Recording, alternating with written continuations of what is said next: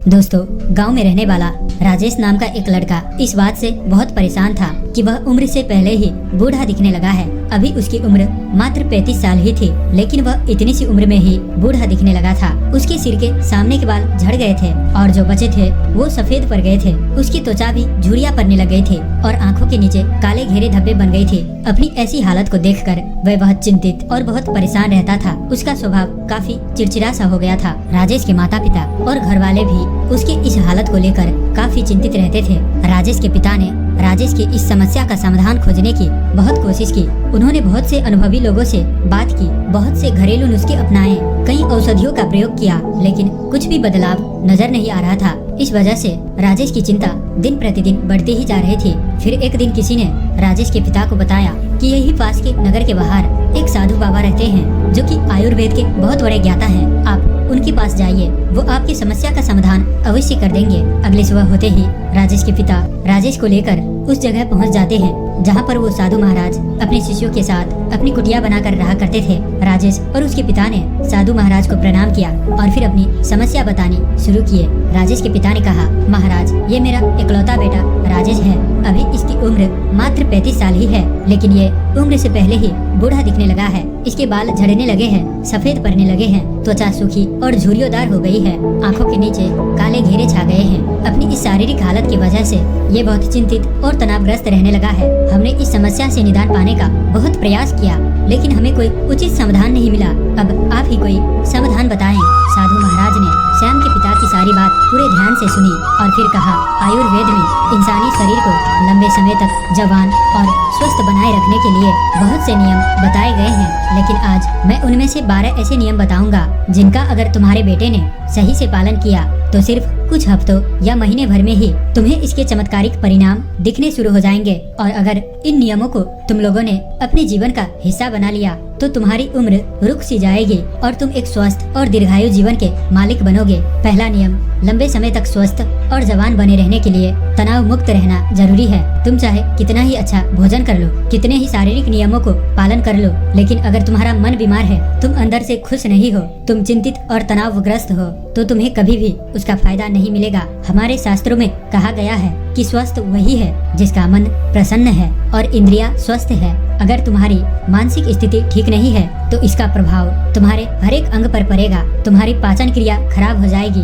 तुम्हारी यौन शक्ति कमजोर पड़ने लगेगी, तुम्हारी श्वसन प्रक्रिया बिगड़ जाएगी, बाल झड़ने लगेंगे, चेहरे की चमक गायब हो जाएगी। इसीलिए तुम्हें इस बात का ध्यान रखना है कि तुम बेवजह की चिंता, तनाव और परेशानियों में ना फंसो। लेकिन चिंता, तनाव और परेशानियाँ आती क्यों है? इसका सबसे बड़ा कारण है हमारा गलत आचरण, अनुशासनहीनता और अनियंत्रित इंद्रिय भोग। अगर इंसान अपनी आदतों में सुधार लाए, नियमों का पालन करे और अपनी बेवजह की इच्छाएं और वासनाओं पर नियंत्रण रखे तो उसके जीवन के आधे से अधिक समस्याएं और चिंताएं स्वतः ही समाप्त हो जाएगी। तो पहला नियम है, चिंता और तनाव से मुक्त रहो। इसके लिए अपनी आदतें सुधारो व वासनाओं पर नियंत्रण रखो। दूसरा नियम, अपनी रीढ़ की हड्डी को सीधा रखो व पेट से भरकर गहरी सांस लेने की आदत डालो। हम कैसे बैठते, सोते, चलते और सांस लेते हैं, इसका हमारे स्वास्थ्य और उम्र पर गहरा असर पड़ता है। इसीलिए सीधा बैठने की आदत डालो। सोते समय भी रीढ़ की हड्डी सीधी होनी चाहिए। इससे हमारे शारीरिक अंगों पर बेवजह भार नहीं पड़ता और वो लंबी उम्र तक ठीक से काम करते रहते हैं। इसके साथ ही पेट से भरकर गहरी सांस लेना इंसान को लंबे समय तक स्वस्थ और युवा बनाए रखता है। तीसरा नियम, तुम्हें अपने सोने का, उठने का और भोजन करने का समय निश्चित रखना है। अक्सर लोग इन कामों पर ध्यान नहीं देते और किसी भी समय सोते, उठते और भोजन करते हैं और उनके इस गलती का उनके स्वास्थ्य पर बहुत बुरा असर पड़ता है। आयुर्वेद के अनुसार व्यक्ति को रात्रि में जल्दी सो जाना चाहिए और सुबह ब्रह्म मुहूर्त में 4 से 5 बजे के बीच उठ जाना चाहिए। रोज एक ही समय पर सोने और उठने से शरीर की सारी कार्य प्रणाली सही तरीके से काम करती रहती है। उन पर बेमतलब का बोझ नहीं पड़ता, जिससे शरीर के अंग लंबे समय तक स्वस्थ और मजबूत बने रहते हैं। साथ ही इस अनुशासन का पालन करने से हमारा भोजन समय से पच जाता है और सुबह हमारा पेट अच्छे से साफ हो जाता है, जिससे कब्ज की समस्या नहीं होती, क्योंकि कब्ज में हमारा सड़ रहा भोजन आंतों में फंस जाता है, जो कि पेट के अंदर गैस और विषैले पदार्थ पैदा करता है, जो कि बहुत से शारीरिक बीमारियां पैदा करने के साथ साथ त्वचा को रूखा और झुर्रीदार बनाता है। इसीलिए एक अनुशासित जीवन जीने का प्रयास करो और अपने सोने, उठने व भोजन करने का समय निश्चित रखो, क्योंकि जिस व्यक्ति के खाने का समय निश्चित नहीं, सोने का समय निश्चित नहीं, जो बस अस्त व्यस्त है, जिसके जीवन में कोई अनुशासन नहीं, उसका जीवन चिंता और तनाव से भर जाता है। और जो हर समय चिंता और तनाव से भरे रहते हैं, वो बहुत ही जल्द बूढ़े हो जाते हैं और अपना पूरा जीवन भी नहीं जी पाते। इसीलिए जीवन में अनुशासित बनो और एक नियम का पालन करो। साधु महाराज ने राजेश और उसके पिता से कहा, चौथा नियम, हमेशा अपनी भूख से थोड़ा कम भोजन करे। आयुर्वेद में ये कहावत है, जो कम खाएगा वो लंबा खाएगा, यानी जो व्यक्ति अपनी भूख से थोड़ा कम भोजन करता है वो लंबे समय तक जीता है। और इसका कारण ये है कि जब हम बहुत ज्यादा भोजन कर लेते हैं तो हमारे पेट में भोजन को पचाने के लिए जो पाचक रस निकलते हैं वो पर्याप्त नहीं होते इतने सारे भोजन को पचाने के लिए, जिससे फिर वह भोजन पचने की बजाय पेट में पड़ा पड़ा सड़ने लगता है और बहुत से विष पैदा करता है, जो कि रक्त के माध्यम से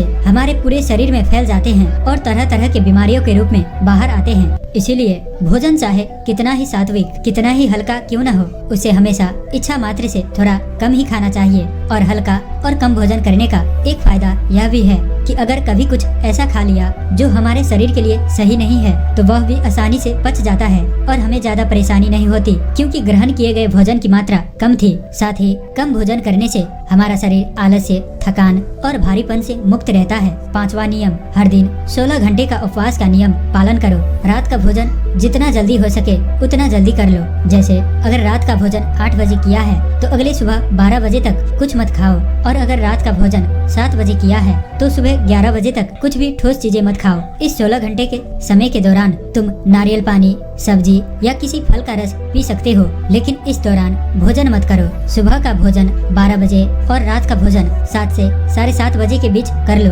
ताकि तुम 16 घंटे का उपवास का नियम पालन कर सको। जो व्यक्ति इस 16 घंटे उपवास के नियम का पालन करता है उसे कभी कोई बीमारी हो ही नहीं सकती। ऐसे व्यक्ति का चेहरा चमकदार, शरीर निरोगी और मन प्रसन्न रहता है। लेकिन कुछ व्यक्तियों को लगता है कि कम खाना खाने और उपवास करने से शरीर कमजोर हो जाता है, लेकिन ये सच नहीं है। असल में 16 घंटे उपवास करने से हमारी आंतों में फंसा अधपचा भोजन अच्छे से पच जाता है। इस समय जब हम कुछ नहीं खा रहे होते तो हमारी प्राण शक्ति स्वतंत्र होती है और वे इस समय का उपयोग शरीर में जमा गंदगी को बाहर निकालने और शरीर के टूट फूट को सही करने में करती है। और जिस व्यक्ति के शरीर में कोई गंदगी जमा नहीं है उसका शरीर उम्र से ज्यादा जवान और स्वस्थ रहता है। छठा नियम, भोजन करने के तुरंत बाद पानी नहीं पीना। आयुर्वेद के अनुसार भोजन करने से 40 मिनट पहले पानी पीना सबसे उत्तम है। भोजन करने के दौरान अगर जरूरत महसूस हो तो कुछ घुट पानी पिए जा सकता है, लेकिन भोजन करने के तुरंत बाद पानी पीना जहर पीने के समान है।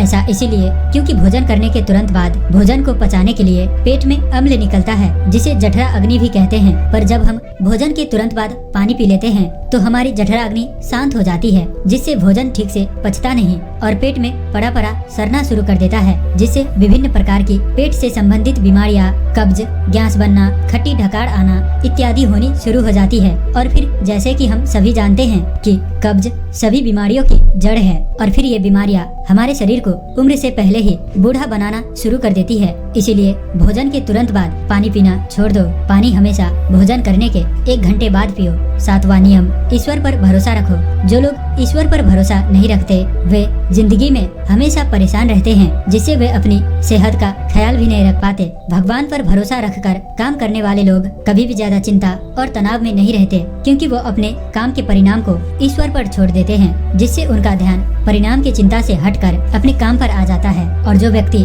परिणाम की चिंता किए बिना अपना काम करता है वह उस काम में सफल जरूर होता है, और अगर किसी कारणवश सफल नहीं हुआ तो वह चिंता और निराशा के घोर सागर में कभी नहीं डूबता और उसका स्वास्थ्य बर्बाद होने से बच जाता है। आठवां नियम, चीनी और नमक का सेवन कम करो। चीनी का अत्यधिक सेवन से मोटापा और रक्त में शक्कर की मात्रा अधिक हो जाती है। चीनी हमारे त्वचा में चर्बी इकट्ठा करती है और त्वचा के रंगों को गाढ़ा करती है, जिससे व्यक्ति कम उम्र में ही अधिक उम्र का दिखने लगता है। साथ ही अत्यधिक नमक खाने के भी बहुत से शारीरिक नुकसान है। 9वां नियम, पर्याप्त नींद ले। लगातार कम नींद लेने या रात में देर से सोने से भी हमारी शारीरिक उम्र तेजी से बढ़ती है। कम सोने से चेहरे की चमक गायब हो जाती है और त्वचा पर झुर्रियां आने लगती है, जिससे व्यक्ति उम्र से पहले ही बूढ़ा दिखने लगता है। दोपहर के खाने के बाद अगर 20 से 30 मिनट की एक छोटी सी नींद ले ली जाए तो यह भी व्यक्ति के स्वास्थ्य पर बहुत अच्छा प्रभाव डालती है। 10वां नियम, अगर खुद को लंबे समय तक जवान और स्वस्थ रखना है तो हर दिन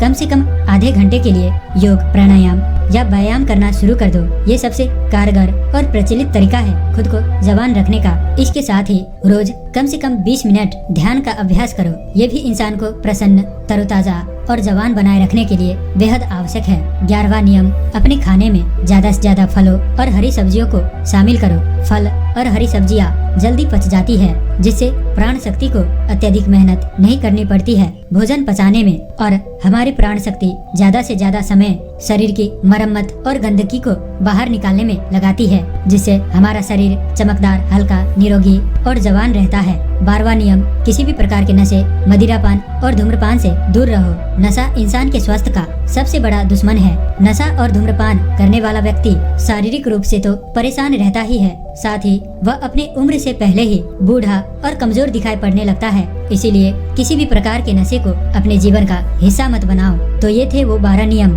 जिनका पूरी ईमानदारी से पालन करने के बाद राजेश के जीवन में चमत्कारिक बदलाव आने शुरू हो जाएंगे। राजेश और उसके पिता को उनकी समस्या का समाधान मिल चुका था। उन्होंने साधु महाराज को धन्यवाद किया और खुशी खुशी वहाँ से चले गए।